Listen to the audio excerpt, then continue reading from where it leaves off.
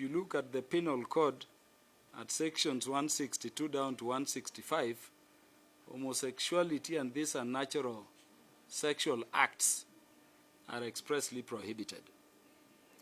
Our Constitution has been applauded across the world as one of the best in terms of its human rights prescriptions. I want you Kenyans to ask these people saying there are rights to be gay and lesbian to show us what article of the provision of the Constitution is this that gives anybody the right to be gay or to be lesbian. And that is why we are saying today that we cannot permit immoralities which are expressly prohibited by our laws. I'm very saddened, and I think we need to move in speed, that despite the existence of all those laws I'm mentioning, people are openly promoting gayism in our country. If you go just straight away from here, somewhere around Arboretum, they have a building bigger than Parliament with their flag flying there.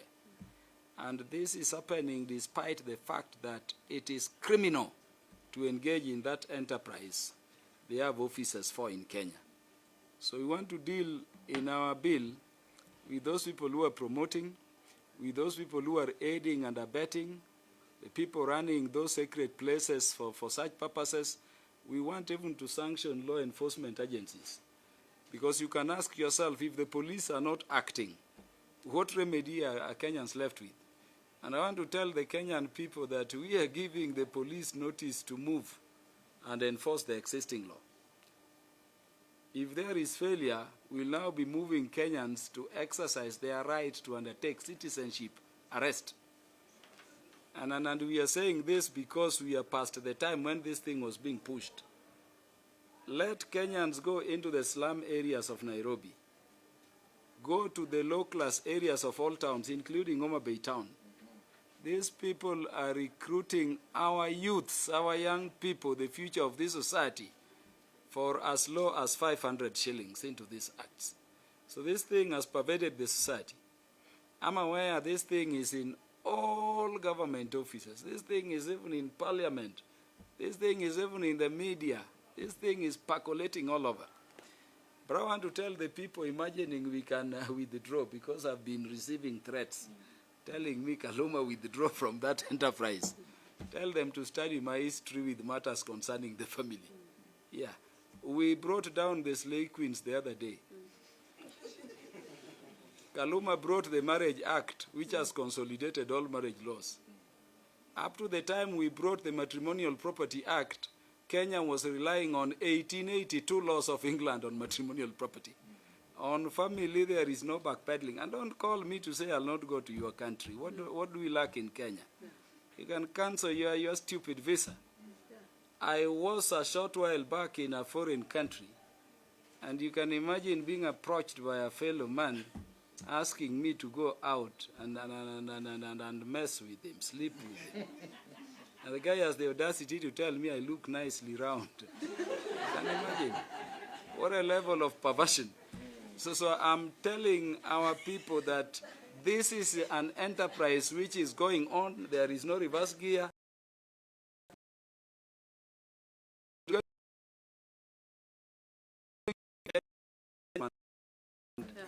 Anybody will rise to oppose will belong, and Kenyans will see them, to Sodom and Gomorrah immediately.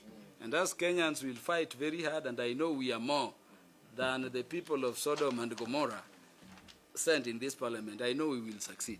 So I appreciate what is happening. The bill has been drafted. We are now waiting for Parliament to move forward. But as we do that, we want to encourage our institutions to know that they exist for Kenya, not for foreign powers. Do you find it any coincidental that that determination by a majority of the bench members in the Supreme Court was handed down when the First Lady of the United States of America was arriving in Kenya? It's not a coincidence.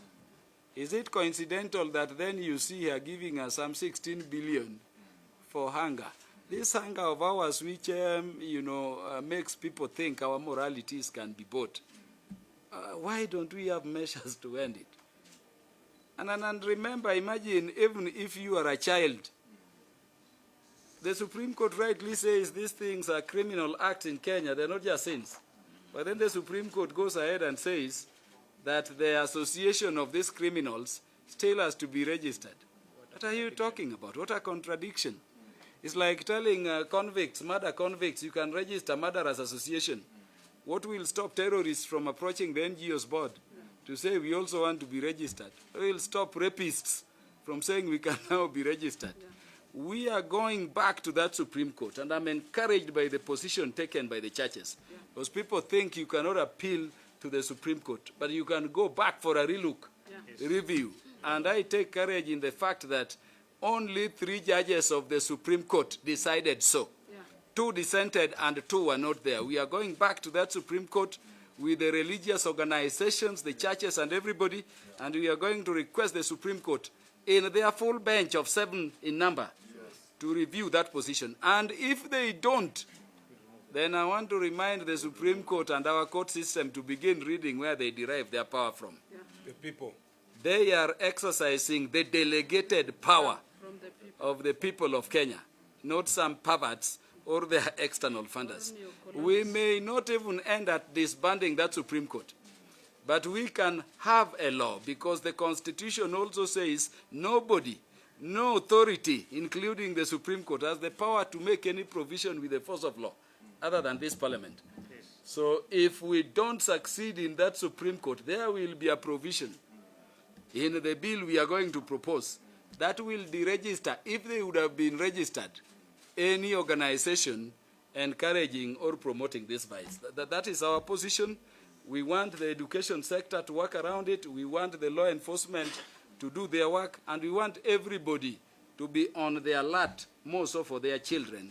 For truly, these are the future of our society. But this is a battle we must succeed on. And it's a battle that anybody pushing it down our throats will never win. If it is what will make Kenya poor, I don't think Uganda is any poorer, having passed it. I've read the Constitution. People are saying, what right? What we are saying is that we will arrest you if you engage in these criminal acts in Kenya. And when we take you to court, we will give you your right to fair hearing. Yeah, that's the right. So get your lawyer. We will give you your right to fair hearing. That is the right you have under the Constitution. If you mess up with your bodies, you hurt yourselves in those unnatural behavior, we will treat you subject to your paying for it. We cannot treat you for free, because you have a right to Medicare.